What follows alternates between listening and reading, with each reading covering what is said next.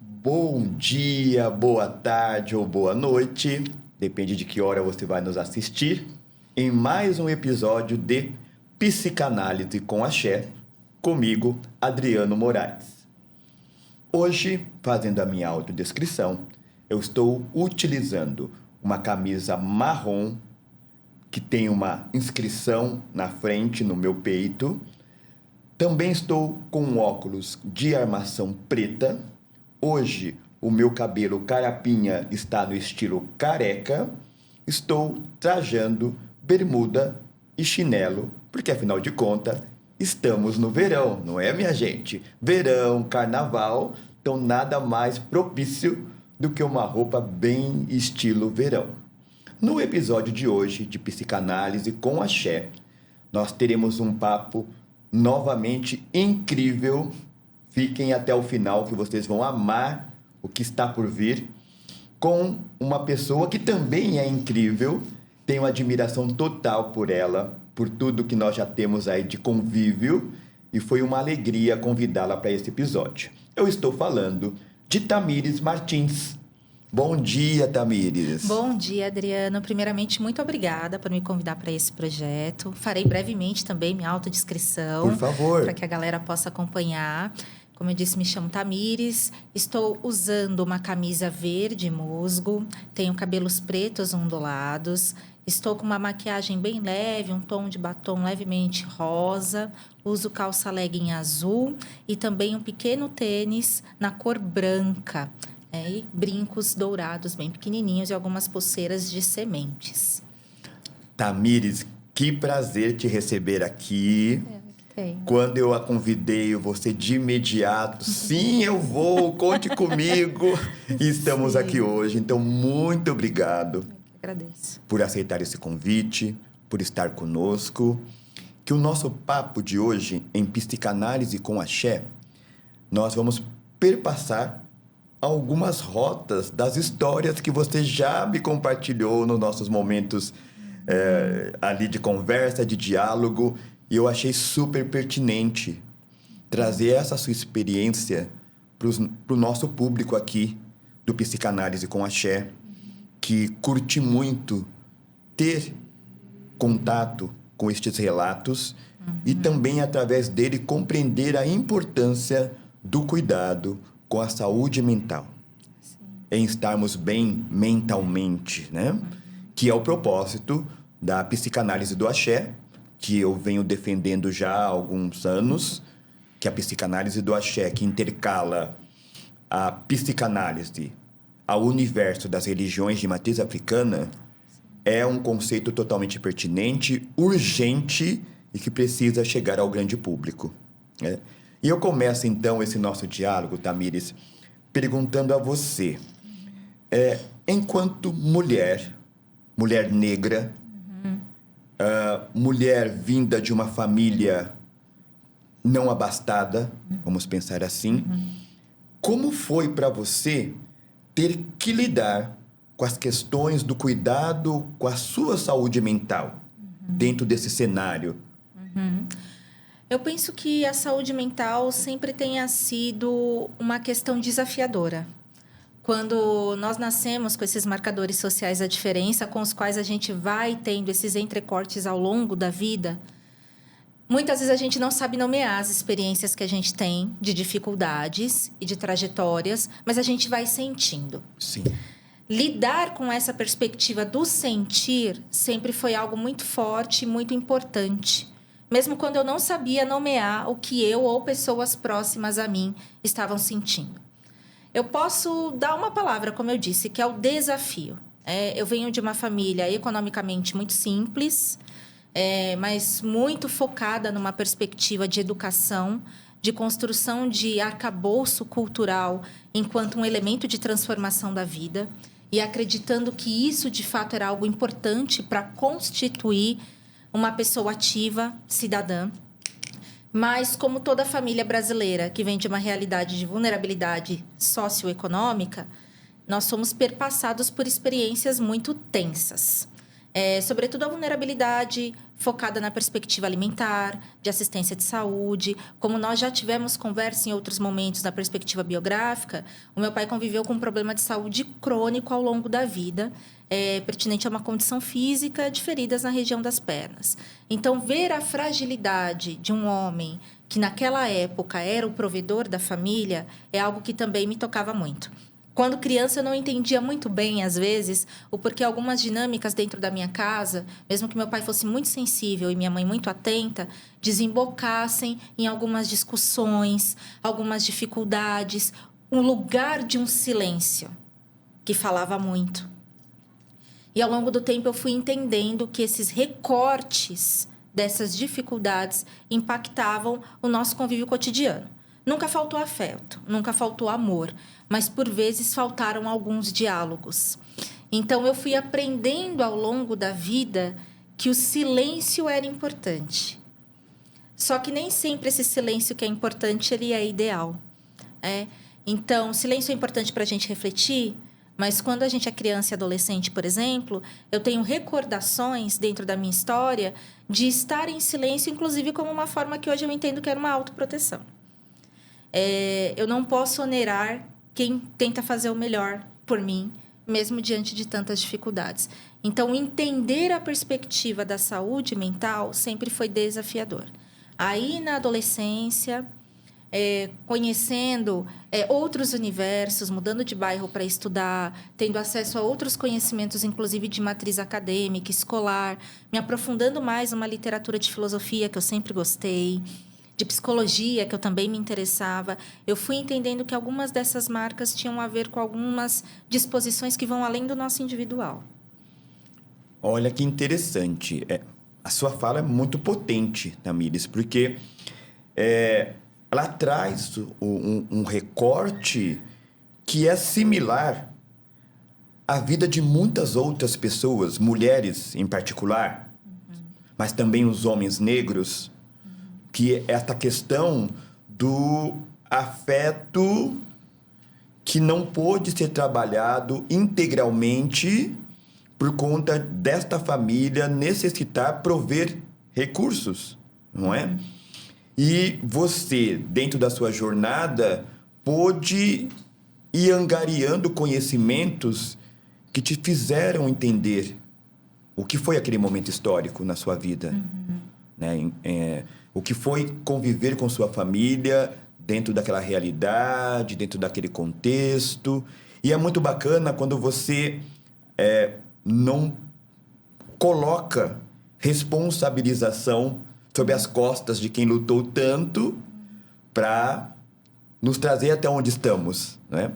Que é isso que a gente tem que lembrar sempre, meu povo, que a responsabilização ela é bem-vinda quando eu não vou fazer o outro se sentir culpado sozinho.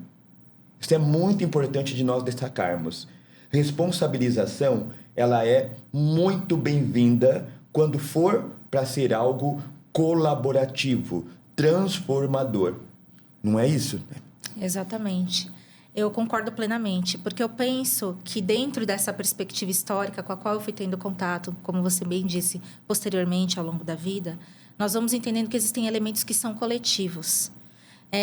Lacan e Freud trazem a ideia da linguagem do simbólico como algo que vai marcando as nossas experiências.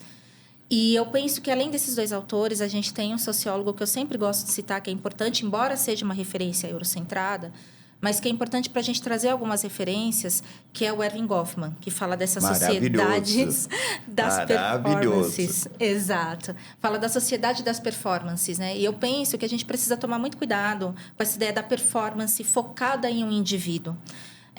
Quando a gente vem de uma realidade de um Brasil, que é um país que tem uma mentalidade que, por mais que exista negação, ela é baseada numa perspectiva escravocrata, a gente precisa lembrar que os nossos marcadores, eles também são históricos e perpassados por isso.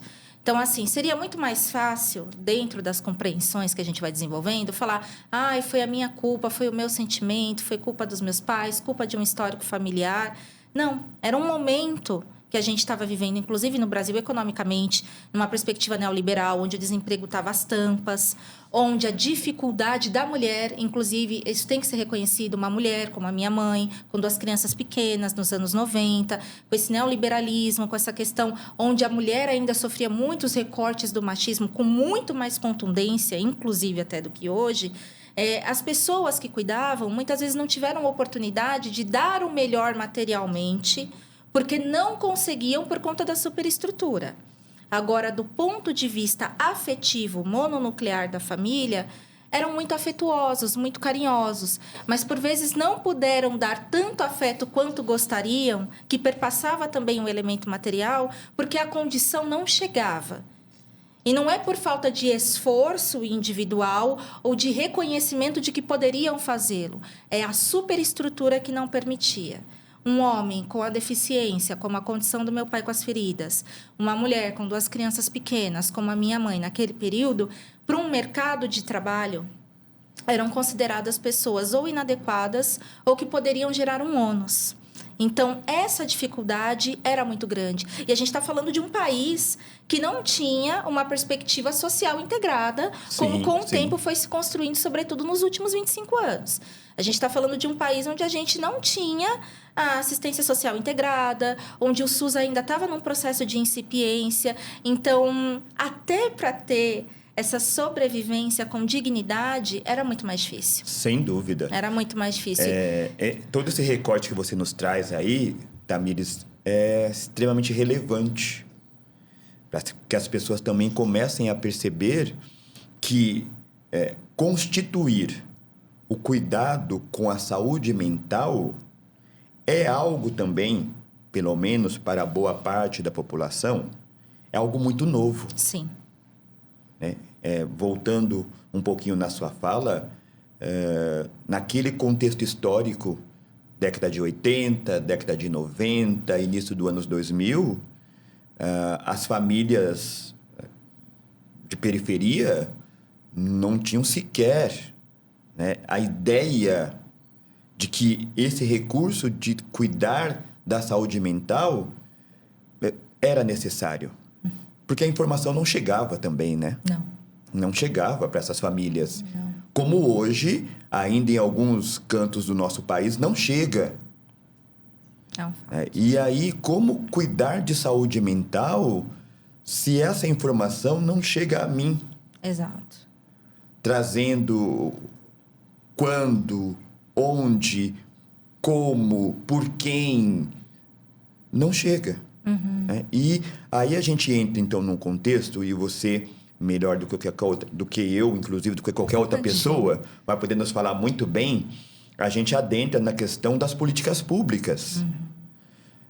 O que é feito do cenário nacional que não faz com que chegue à grande massa esse cuidado? Qual é a sua visão acerca dessa problemática? Olha, eu acho que são muitos fatores, né? São muitos elementos que a gente pode parar para pensar que dificultam esse processo de acesso à informação. Eu penso que o primeiro ponto advinha justamente do processo educacional com uma maior responsabilidade, não culpabilizando a instituição nem os profissionais, não é isso. É o entendimento de que, além de um lugar de permanência de corpos com conteúdos programáticos e de manutenção orgânica daquela vida, com refeição, com material, com transporte, a escola também é um lugar de trocas e escutas. E muitas vezes, por conta de todas as vulnerabilidades, essas escutas acabam não ocorrendo. Por que eu falo da escola? Porque, por vezes, a realidade da periferia, ela abarca 3 instituições fundamentais. A gente vai ter a presença do Estado com a escola, a gente vai ter a presença, muitas vezes, de matrizes religiosas, independentemente de suas vertentes, mas nas periferias, sobretudo as matrizes evangélicas neopentecostais. Existem pesquisas, inclusive, que demonstram isso, revistas que trazem esses elementos, né, entre vários canais. E a gente também tem a perspectiva das famílias, que têm suas diversas concepções. Por muitas vezes, famílias e denominações religiosas andam em conjunto. E parece que a escola traz uma linguagem conflitante a isso que vai sendo construído como rede de apoio. as políticas públicas, por vezes, não conseguem permear o âmbito do discurso em decorrência disso. Parece que são instituições que acabam não se conversando entre si, gerando esse conflito. Num outro ponto que é importante, a gente está falando de São Paulo, aqui em São Paulo, a gente tem uma série de equipamentos públicos que são relativamente acessíveis, né? A gente tem o Centro de Atenção Psicossocial como o CAPS, a gente tem o Centro de Referência e Assistência Social como o CRAS, as UBSs, praticamente todo o bairro vai ter de 1 ou 2 equipamentos desse, mesmo que seja distante do centro do bairro, mas estará presente. Mas quando a gente pensa nos rincões do nosso país, a gente está lidando com uma realidade em outras regiões onde isso pode não acontecer. Isso não ocorre por quê? Além da questão do interesse, que vai perpassar elementos ideológicos, a gente vive, né, numa perspectiva federativa. Sim, então, sim. os estados estão sob a égide de uma Constituição, Exato. mas existem pressupostos de autonomia de gestão que podem gerar alguns impedimentos a partir de matrizes ideológicas. Mas penso também que tem a ver com essa mentalidade coletiva que foi sendo construída nos últimos anos, sobretudo nas últimas 3, 4 décadas, que promoveram uma dicotomia entre 2 instituições, como as matrizes familiares e denominações religiosas, igrejas, e, por vezes, a escola, que traz uma linguagem do Estado que parece se entrecruzar para uma conversa que não acontece, um diálogo que acaba sendo prejudicado. Não sei se você parte desse mesmo pressuposto, se você tem essa... É uma leitura, Tamires, que nós, né, enquanto acadêmicos, nós vamos sempre pontuar que existe uma rota aí, né? Que a gente pode pensar, inclusive, em um programa de manutenção de certas fraquezas, né, de certos incômodos para quem está nos órgãos centrais, nos órgãos de poder. A gente pode pensar num projeto mesmo construído e constituído para que informações relevantes, como cuidado com a saúde mental, não seja esse objeto central para grande parte da nossa população. Infelizmente. O que nos é muito triste de constatar, visto que a nossa população está envelhecendo. Sim. Está envelhecendo, assim, a passos graúdos, né? Sim. E que população teremos daqui a 10 anos, um pouco menos talvez, que chegará em uma idade avançada, mas com qual tipo de cuidado mental, de sanidade, o que teremos? Então, é uma pergunta que eu fico observando o cenário e me causa um desconforto. Eu penso que nós temos que pensar, como você muito bem traz nos seus argumentos, também nas obras que você publica, né? Inclusive, Psicanálise do Axé, que nós temos aqui Estamos conosco. Aqui, né? Aqui na falar nossa brevemente mesa. nesse momento. Se você ainda não comprou o seu, nós estamos aqui com os nossos, tá? Estamos com os nossos, isso é um fato aqui, ó. É um fato. Mas eu penso que a gente tenha que reformular algumas categorias de pensamento sobre o que é saúde mental, que vem, inclusive, em consonância com essa pergunta que você me fez e que a gente teve esse diálogo agora. As categorias clássicas, elas têm sua validade. As perspectivas que a gente estuda em faculdades de psicologia, as especializações em psicanálise, as formações específicas para isso, são fundamentais. Os clássicos jamais devem ser abandonados. A gente tem o Freud, a gente tem o Lacan, a gente tem o Jung e outros tantos para nos darem suporte. Mas quando a gente pensa na nossa realidade brasileira, falando sobretudo dessas questões de matrizes religiosas, sem dúvida alguma, a religiosidade sempre foi um elemento que permeou a vida de toda a família brasileira. Sobretudo as famílias periféricas, né? Se há 40, 50, 60 anos a gente tinha um fortalecimento gigantesco das matrizes africanas enquanto religiosidades populares, e agora a gente está tendo alguns momentos de transição para isso se tornar majoritariamente cristão, protestante, que muitos denominam evangélicos, a gente vê o quanto a religiosidade acaba tendo espaço onde o Estado não consegue permear. Isso, por si só, tem seus pontos positivos e negativos, mas é inegável que essa realidade se impõe. Então, quando você traz, por exemplo, a psicanálise do axé, eu parto do pressuposto que é tão importante você trazer isso, justamente porque traz um reforço importante para matrizes culturais, além de perspectivas religiosas, matrizes culturais que podem ser de apoio comum. Por exemplo, o que é muito comum numa comunidade evangélica neopentecostal, independentemente da polêmica que isso possa gerar, mas eu falo isso com certo lugar de fala porque grande parte da minha família frequenta e nesses anos 90 converteu-se em decorrência do papel social que elas trazem, que isso também é um outro fato aí estudado por muitos acadêmicos. É esse poder de fala. A pessoa que recebe a unção do Espírito Santo, a pessoa que fala em línguas, a pessoa que é uma preletora em sua comunidade, ela tem um papel social e tem uma visão de que aquela unção é concedida por algo divino. Num terreiro, numa casa, num local, num centro, é a mesma coisa. A pessoa também é intercessora daquilo que é divino.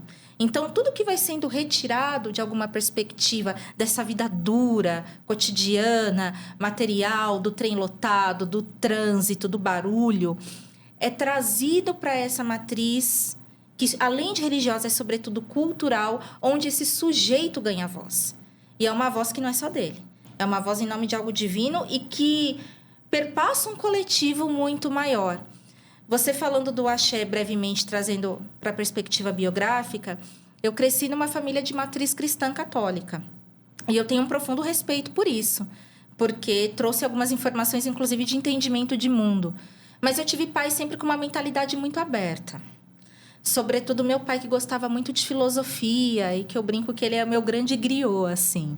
É a árvore da vida, de alguma forma, para trazer essa sabedoria ancestral que foi sendo carregada. Meu avô materno também, embora não se falasse muito disso, mas ele tinha toda a indumentária, um olhar e um entendimento de vida. O meu pai, ele sempre falava da importância de nós entendermos que nós temos os elementos do pó das estrelas e que esse universo é muito vasto para a gente ler só com um olhar e que a vida fala com a gente nos detalhes. Ao longo da vida, tendo a oportunidade de fazer os cursos acadêmicos, como história, e vivenciar experiências em quilombos, aldeias, nos trabalhos de campo, e também com pessoas que passaram pela minha vida, que me levaram a terreiros e lugares de vivência, eu entendi muito do que o meu pai dizia nesse sentido de que a vida fala com a gente. E eu penso que o axé, nesse sentido de energia, traz justamente essa ideia do sensível que esse mundo vai tirando da gente. E aí, Tamir, você traz uma coisa muito importante quando você descreve essas vertentes religiosas e a gente precisa trabalhar aí uma distinção importantíssima, que a palavrinha axé, o conceito axé, ele está muito relacionado aos saberes ancestrais africanos, portanto, às religiões de matriz africana, mas a gente pode entender e estender que o axé, ele perpassa toda e qualquer religião.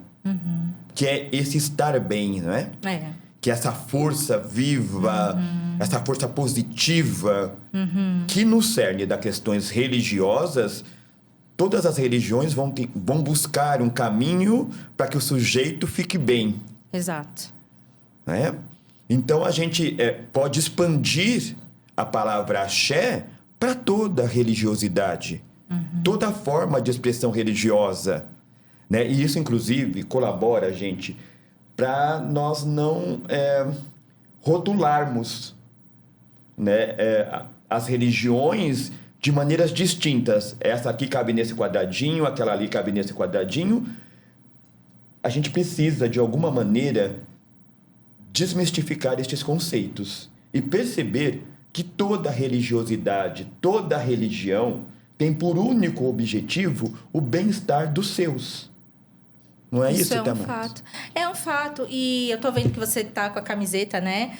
Português, fazendo alusão aí à Lélia Gonzalez. A nossa Lélia maravilhosa. A nossa querida Lélia maravilhosa. Que tá aqui na conversa com a gente. O tempo todo, aqui falando no em axé. Exatamente. Falando em axé. Impossível não trazermos Lélia para esse diálogo, sem né? Sem dúvida. E quando eu olhei para sua camiseta, eu lembrei, tendo em vista isso que a gente está trazendo aqui, que ela trabalha um conceito de americanidade. Sim, né? Sim. Trazendo, muito bem lembrado. É muito bom quando a gente para pensar, né, Adriano? Você aí, que é um exímio sociólogo, um excelente professor dessa tô no área. Caminho.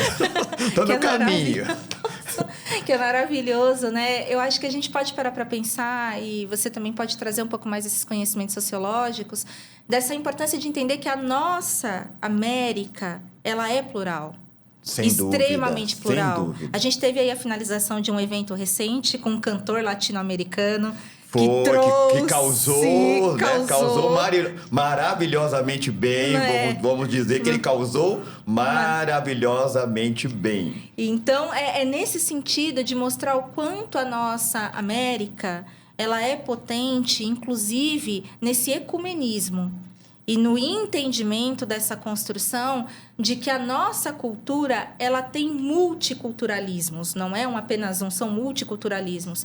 E que nós não temos como negar, como latino-americanos, que a religiosidade perpassa as nossas vidas como um instrumento social. Sim. Você pode ser de extrema esquerda ou de extrema direita no espectro ideológico, mas negar em que a nossa vida cotidiana ela é perpassada por pequenos ritos, que são ritos de fés ou crenças. Pode ser em você mesmo, enquanto sujeito. Sem dúvida, é. Mas negar isso é negar também a nossa existência latino-americana. A Lélia trabalha muito isso, Sim, né? Essas sim. categorias analíticas que vão nos colocando nesses... E que, quando a gente fala de Lélia, me deixa, assim, um saudosismo, porque me parece que alguns pontos da academia renegaram o saber dessa mulher, não é? Então, a gente temos que fazer jus ao que ela nos trouxe de importância, a colaboração que ela nos deixou, e resgatar, de alguma forma, esses experimentos que Lélia desenvolveu muito bem no seu período, no seu tempo, o quanto de colaboração ela deixou para a academia em obras incríveis, obras maravilhosas. E que aí eu deixo uma recomendação, se você ainda não conhece Lélia Gonzalez, por favor, pesquise esse nome e leia. Você vai ter uma coisa divina em suas mãos. Leia Lélia Gonzalez. Nosso respeito sempre a ela e a todas as outras que construíram junto com ela uma rota que hoje, infelizmente, não é tão comentado. Mas aqui, no nosso podcast Psicanálise com Axé, nós sempre vamos reverenciar os saberes e a memória destes que antes de mim, antes de Tamires, já faziam esse alerta para as coisas dignificantes da vida. E aí, Tamires, a gente chega então, num outro momento. O papo está tão maravilhoso que a gente quase vai caminhando, vai caminhando, né? vai caminhando. E eu acho vai que caminhando. você percebeu que o tempo inteiro eu estou aqui quietinho, né? Te ouvindo falar. Porque, gente, que prazer Uma alegria. Estar ouvir, né, essas falas potentes que você trouxe até aqui. E que eu tenho certeza que nós poderíamos ficar aqui horas e horas, que o assunto não se esgotaria. Não. De tão agradável que é. E é essa potência. Né? E quando a gente pensa a questão da potência, aí eu vou cair de novo lá no passado. Para lembrar que os nossos sempre nos disseram: estude, porque sem estudo você não será nada. Durante muito tempo eu fiquei me perguntando: o que quer dizer esse não será nada? E eu penso que muita gente também, durante a sua fase de criação, se perguntou e ainda se perguntam, porque a gente vê os estudantes do dia de hoje, Sim. adolescentes, né, já adultos, mas professor, eu tenho que estudar para quê? Então, a compreensão desta fala, né? Estude, porque senão você não será nada. E aqui nesse nosso bate-papo fica muito evidente que essa força que nos transmitiram lá atrás, mesmo sem que a gente compreendesse naquele momento o significado dessa fala, hoje a gente observa, eles tinham razão. Sim. Sempre tiveram razão. Sim. E isso advém, inclusive, penso eu, de uma experiência onde eles não puderam ter o que nós temos, Sem dúvida. o que podemos conquistar. Eles não tiveram essa oportunidade. E aí a gente trazer para a cena que a gente fala de um lugar de vida, de experiência, nos ajuda a compreender por que estudar é tão importante. E não adianta falarmos de psicanálise do axé se nós também não levarmos os nossos a compreenderem que só podemos falar de psicanálise do axé porque nós estudamos para compreendê-la. Precisamos resgatar de alguma maneira essa importância do estudo. Né? E eu estou falando isso por conta do quê? Por conta da sua rota, que eu já sou conhecedor, que você não é uma mulher que deixa de aprender. Você está sempre buscando um aprendizado, está sempre fazendo... Cada vez que eu paro para conversar com você, olha, Adri, agora estou fazendo um curso tal, estou pensando em tal coisa, olha o mestrado que vai acontecer. E isso é extremamente importante a gente resgatar e trazer para os nossos. Para os nossos, e aí eu não falo apenas da cor. Não é apenas da cor negra. Não é apenas sobre o sujeito preto, embora sejam esses os maiores prejudicados por não acreditarem no poder e na força do estudo. Assim. Mas a gente fala de um local que é para todos. Porque o estudo ele é aberto, ele é universal, ele cabe em todo lugar, ele cabe em todo canto, independente de camadas sociais. E aí eu queria que você comentasse para a gente esse impacto do estudo na sua vida. O que te traz? O que te trouxe? Olha, Adriano, é muito lindo te ouvir falar. E eu só sou gratidão por poder estar aqui fazendo essa troca com você, por nós estarmos nesse momento tão gostoso, acima de tudo, Sempre, né? Prazeroso. Você foi falando e eu fui lembrando de várias coisas, né? Eu acho que o estudo traz um impacto importante, que é uma palavra chamada trânsito. E agora, como você falou a respeito dos nossos... eu acho que trazer essas referências dos nossos também é falar um pouco sobre a força que os nossos ancestrais foram nos deixando. Pela ausência de oportunidade de alguns e pela abertura de porta com os pés no peito de outros, é que nós podemos estar aqui. Falando biograficamente, até onde... porque para nós que somos negros, periféricos, para nós, ainda mais que somos mulheres, o apagamento da história de mulheres e de famílias periféricas, de famílias negras, de famílias de matrizes originárias, é muito mais forte do que de outras eurocentradas.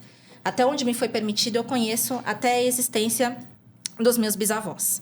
Mais do que isso, eu não tive acesso ainda à árvore genealógica, o que é, infelizmente, algo natural aqui entre nós, né? A minha avó era uma mulher bordadeira, minha avó materna. E minha avó paterna era uma mulher costureira. Certo. Que costurava para as elites paulistanas. Ok. Minha avó nasceu em Penedo, minha avó materna. Ok. E ela era bordadeira, letrada e alfabetizada. Uma raridade à época. À época. Minha avó nasceu na década de 30.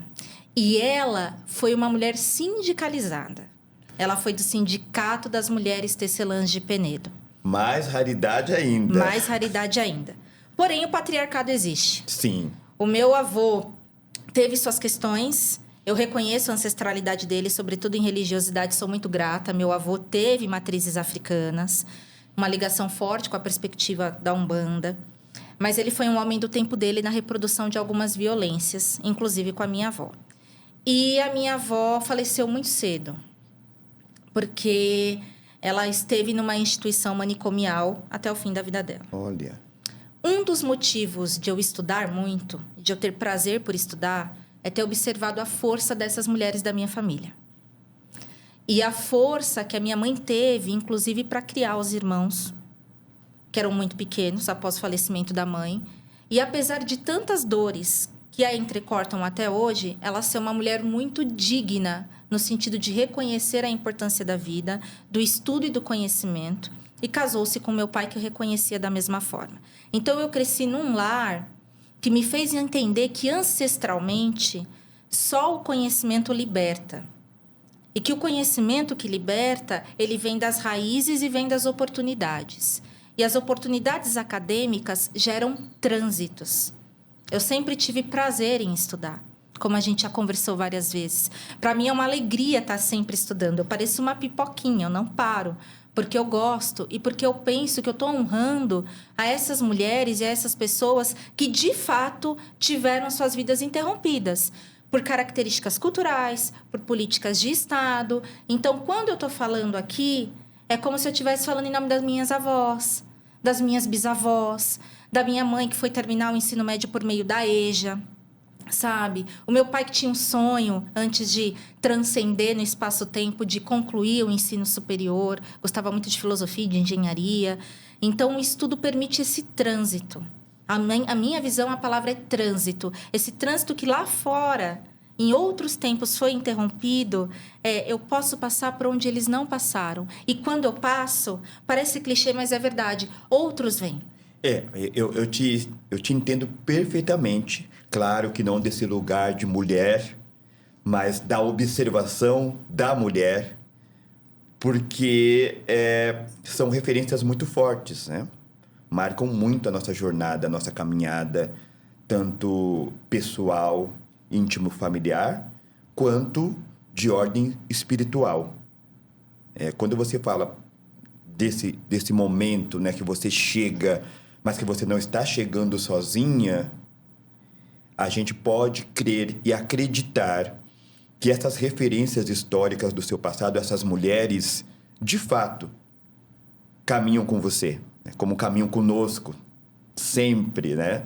Nós que somos aí de origem afro e também de um pedaço indígena, as nossas culturas afro-indígenas nos ensinam isso, né? Você nunca estará sozinho. O seu passado sempre estará contigo. Nessa questão das referências, né? Desse acompanhamento, dessa ancestralidade, dessa memória. E aqui também cabe dizer que dentro do universo afro-religioso, as mulheres zeladoras de santo sofreram, muitas tiveram a sua jornada interrompida violentamente, bruscamente, mas nós tivemos também mulheres dentro da religiosidade que superaram obstáculos, se tornaram, foram e deixaram referências. A título, por exemplo, de Mãe Estela de Oxóssi. Maravilhosa. Em Salvador. Maravilhosa. A título, por exemplo, de Mãe Silvia de Oxalá, aqui em São Paulo. Sem dúvida. E a matriarca, né, referência em grande parte do mundo, Mãe Menininha do Gantuá. Foram mulheres que provaram, construíram e colocaram que o enredo só pode ser construído quando nós temos conhecimento. E esse conhecimento ele não tem apenas um caráter religioso. Exato. É a busca no externo, né? Essas mulheres foram à universidade, essas mulheres foram estudar, foram buscar referências na academia para levar para dentro dos seus axés. Exato. Hoje, em São Paulo, nós temos o terreiro de Mãe Silvia de Oxalá, que é tombado historicamente, Sim. graças a uma luta promovida por ela. Exato. Então, a memória dessas mulheres não pode ser esquecida, né, ser deixada de lado, porque foram mulheres que comprovaram. O saber importa muito. Importa. Né? A Mãe Estela de Oxóssi deixou obras maravilhosas. Isso também é axé. Isso é axé. Essa é a energia. É isso. O que nos cura também é aquilo que faz com que a gente conheça. Exatamente. Aquilo que, por vezes, nos traz dor, faz a gente entender de onde a gente veio, para que a gente construa um caminho mais tranquilo, ou se não mais tranquilo, com maior foco numa liberdade que pode chegar. Sim. Então, eu penso que o axé, também a psicanálise do axé, traga essa perspectiva de cura e autocuidado vindo desse conhecimento e desse autoconhecimento. Exatamente, né, Tamires. Adriano? Tamires, nós estamos chegando aqui ao final. Que meu triste. Deus, a conversa tão boa. Que triste, mas Não estamos é possível. caminhando para o final. Não é possível. E para esse encerramento, eu quero que você conte aqui para o nosso público. Utilize ali a sua câmera. Fale para nós um pouquinho sobre a sua mais nova publicação. E aí, gente, para quem não sabe, vou deixar aqui agora comentário, Tamires está publicando uma obra inédita que vai ser uma referência muito importante para todos que querem entender como a IA, inteligência artificial, atua na vida de educadores, de formadores, de uma rotina acadêmica. Então, não percam o livro de Tamires Martins, que você vai se encantar. Conta pra gente um pouquinho, Tamires. Vai ser um prazer, Adriano. Conto sim. Bom, Como o Adriano já trouxe aqui, eu estou tendo a honra de publicar por meio das séries publicações, né, que justamente ele também contribui, é o idealizador desse processo, dessa editora, o livro Educar para Pensar, numa perspectiva crítica e humana com o advento das inteligências artificiais. Dentro desse livro, a gente traz algumas referências externas, como, por exemplo, Hannah Arendt, o próprio Michel Castells, o Paulo Freire, para pensar sobre como essas relações baseadas numa virtualidade, elas também são capazes de transformar a nossa vida, mas elas não são só subsídios para esse processo da vida. Elas são, acima de tudo, oportunidades da gente pensar criticamente quem nós somos enquanto seres orgânicos, produtores de conhecimento, que vão quebrar paradigmas. Trocando por miúdos pensar quem somos nós na fila do pão e o que a gente pode fazer com todo esse conhecimento que tem sido construído organicamente e também digitalmente. Como que a gente pode pensar as nossas relações com os nossos estudantes, as nossas relações de vida, de pensamento crítico, reconhecendo que o ser humano ainda é a principal peça e chave do processo, seja para a expansão, seja para a retenção daquilo que pode gerar ônus para a gente enquanto sociedade. Então, é um livro muito interessante que eu creio que vale a pena. A gente fez com muito carinho, inclusive vinda de debates tidos aí com o Adriano. E aí você traz uma coisa muito interessante nesse seu fechamento, Tamires, que o ser humano ainda é o centro de tudo que possa acontecer. Então, a gente pode traduzir que o ser humano é o axé. É o axé. É o axé. Nós somos a energia. Porque nenhuma inteligência artificial existiria ou existirá sem o axé do humano. Traduzindo assim muito simbolicamente, né? Sim. É pensar esse conceito. Sim. O ser humano é o axé. Com certeza, sem dúvida. Ele é o centro ainda de tudo que movimenta o planeta, né? Seja para o bem ou seja para o mal. Exato. Porque a gente vai, então, olhar para esse axé sempre na perspectiva do bem, né? Que é essa energia positiva, essa coisa que engrandece, que levanta, que valoriza. Mas a gente não pode esquecer um aspecto muito tenebroso, que é o lado negativo do axé. Né? Como ensinam as nossas referências matriarcais, o lado negativo do axé, que é esse poder destrutivo do ser humano. Sim. É lamentável que alguns sujeitos ainda põem sobre a mesa que o dinheiro é mais importante do que o bem-estar de alguns. E aí eu não quero nominar aqui, mas para quem acompanha todos os noticiários há de entender o que eu estou falando, que existem alguns sujeitos no planeta, donos do poder, que ainda acham ser o centro do poder. Sem dúvida. E usam a energia do axé negativamente, sem levar em consideração toda a outra gama de humanos que existem, que precisam existir para que qualquer coisa se torne um sucesso. Sem dúvida. A exemplo de nós aqui, porque a gente está aqui nessa parceria, não existiria a série Publicações se não fosse essa troca de saberes, de confiança, né? De humanos conversando com humanos e criando para humanos. Isso é muito importante de deixarmos aqui destacado. O axé, ele sempre será positivo. Quem o torna negativo é o ser, é o sujeito. E, novamente, para isso, não existe uma religião específica. Dentro de qualquer denominação religiosa, haverá aqueles que utilizarão a força do axé de maneira desconstrutiva. É lamentável, mas é uma constatação real. É um fato. É fato. É fato. E eu penso que tem um trecho importante para falar dessa importância do axé, reconhecido enquanto força, que está inclusive aqui na sua obra. Mais uma vez, a obra do Adriano, que vale muito a pena. É uma obra muito sensível e também muito repertoriada, em que você traz aqui na página 97, quando fala de Obaluaê, que fala assim: pensar Obaluaê é afirmar que a cura não está na eliminação da fragilidade, mas na capacidade de sustentá-la até que ela se transforme em saber sobre si. Nesse caminho, a psicanálise do axé encontra uma de suas expressões mais profundas, ao reconhecer que, muitas vezes, é justamente da dor que emerge a possibilidade real da reconstrução subjetiva, ou seja, saber sobre si e conhecer-se, reconhecer-se como parte de um todo muito maior é algo muito importante para que a gente construa uma humanidade com maior senso de coletividade e entendimento que essas dores também são compartilhadas, assim como as alegrias são.